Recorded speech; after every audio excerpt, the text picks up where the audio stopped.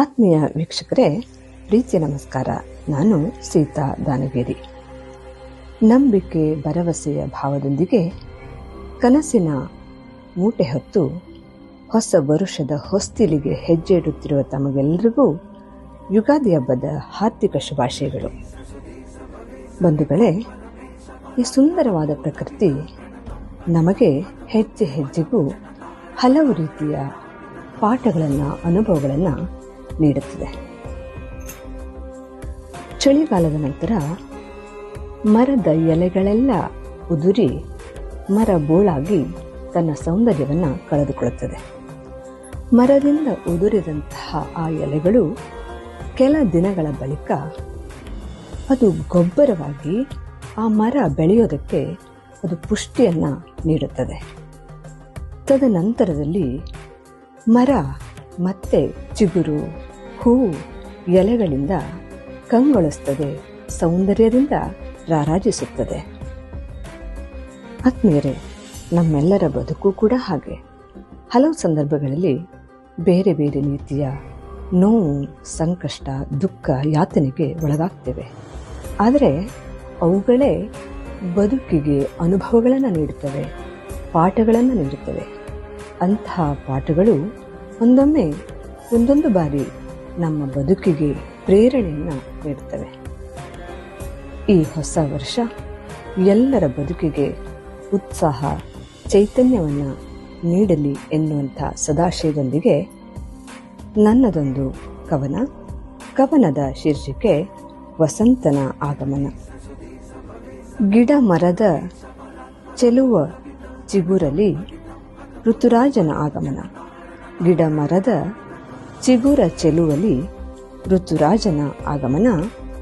ಭವಿತವ್ಯದಿ ಬೆಳೆದರಳುವ ಭರವಸೆಗಿದು ಚೇತನ. ಭವಿತವ್ಯದಿ ಬೆಳೆದರಳುವ ಭರವಸೆಗಿದು ಚೇತನ. ಹೊಸ ವರುಷದಿ ಹೊಸ ಹರುಷಕ್ಕೆ ಮುನ್ನುಡಿಯ ಬರೆಯುತ್ತಾ, ಹೊಸ ವರುಷದಿ ಹೊಸ ಹರುಷಕ್ಕೆ ಮುನ್ನುಡಿಯ ಬರೆಯುತ್ತಾ, ಕಳೆಗುಂದಿದ ಇಲೆಗೆ ಹಸಿರ ಪತ್ತಲ ಉಡಿಸುತ್ತಾ, ಕಳೆಗುಂದಿದ ಇಲೆಗೆ ಹಸಿರ ಪತ್ತಲ ಉಡಿಸುತ್ತಾ ವಸಂತನ ಆಗಮನ.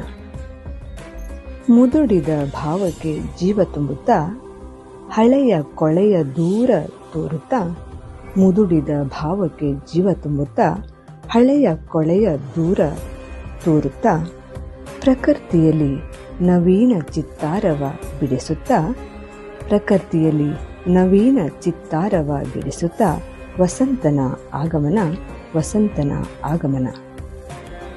ಮೈ ಮನಕ್ಕೆ ಬೇವು ಬೆಲ್ಲದ ಸತ್ವ ತತ್ವದ ಸಂದೇಶವ ಸಾರುತ್ತಾ, ಮೈ ಮನಕ್ಕೆ ಬೇವು ಬೆಲ್ಲದ ಸತ್ವ ತತ್ವದ ಸಂದೇಶವ ಸಾರುತ್ತಾ, ಹೊಸತನಕ್ಕೆ ಮನವ ತೆರೆಸುತ್ತಾ, ಹೊಸತನಕ್ಕೆ ಮನವ ತೆರೆಸುತ್ತಾ, ಇದು ಋತುರಾಜನ ಆಗಮನ, ಇದು ಋತುರಾಜನ ಆಗಮನ.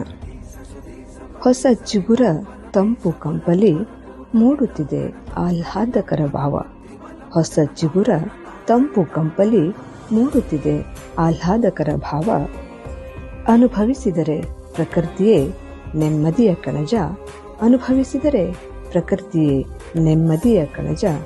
ಬಿತ್ತುತ್ತಿದೆ ಮನದಂಗಳದಲ್ಲಿ ಪ್ರೀತಿಯ ಬೀಜ, ಬಿತ್ತುತ್ತಿದೆ ಮನದಂಗಳದಿ ಪ್ರೀತಿಯ ಬೀಜ. ಒಲವಲ್ಲತೆಗೆ ಪ್ರೀತಿ ಸಿಂಚನ, ಹೃದಯ ರಾಗ ಗಾಯನ. ಒಲವಲ್ಲತೆಗೆ ಪ್ರೀತಿ ಸಿಂಚನ, ಹೃದಯ ರಾಗ ಗಾಯನ. ಮಧುರ ಮೈತ್ರಿಗೆ ಬಾಳು ನಂದನ, ಇದು ಮತ್ತೆ ಋತುರಾಜನ ಆಗಮನ. ಮಧುರ ಮೈತ್ರಿಗೆ ಬಾಳು ನಂದನ, ಇದು ಮತ್ತೆ ಋತುರಾಜನ ಆಗಮನ. ಧನ್ಯವಾದಗಳು. ಆತ್ಮೀಯರೇ, ಪ್ರಕೃತಿ ಮತ್ತು ಸಂಸ್ಕೃತಿ ನಮ್ಮ ಬದುಕಿಗೆ ಬುನಾದಿ ಇದ್ದಂತೆ. ನಮ್ಮ ಭಾರತದ ಹಿಂದೂಗಳ ಪುರಾತನ ಆಚರಣೆಗಳೆಲ್ಲವೂ ಪ್ರಕೃತಿಯೊಂದಿಗೆ ಬೆಸೆದುಕೊಂಡಿರುವಂಥದ್ದು. ಆದ್ದರಿಂದ ಶೃಂಗಾರಗೊಂಡಂಥ ಪ್ರಕೃತಿಯೊಂದಿಗೆ ಹೊಸ ಯುಗದ ಆದಿ ಯುಗಾದಿಯನ್ನು ಪರಾಭವ ಸಂವತ್ಸರಕ್ಕೆ ಸ್ವಾಗತವನ್ನು ಬಯಸ್ತಾ, ಬದಲಾವಣೆ ಜಗದ ನಿಯಮ ಎನ್ನುವುದನ್ನು ಅರಿತು ಸಮಾಜ ಮತ್ತು ಪ್ರಕೃತಿಯೊಂದಿಗೆ ಸಹಬಾಳ್ವೆ ಸಾಮರಸ್ಯದಿಂದ ಬಾಳುತ್ತಾ ಸರ್ವೇ ಜನಾಃ ಸುಖಿನೋ ಭವಂತು ಎನ್ನುವಂಥ ದೃಷ್ಟಿಕೋನದೊಂದಿಗೆ ಸಕಾರಾತ್ಮಕ ಚಿಂತನೆಯೊಂದಿಗೆ ಎಲ್ಲರೊಂದಿಗೆ ಬೆರೆತು ಸಂಭ್ರಮದಿಂದ ಯುಗಾದಿಯನ್ನು ಆಚರಿಸೋಣ.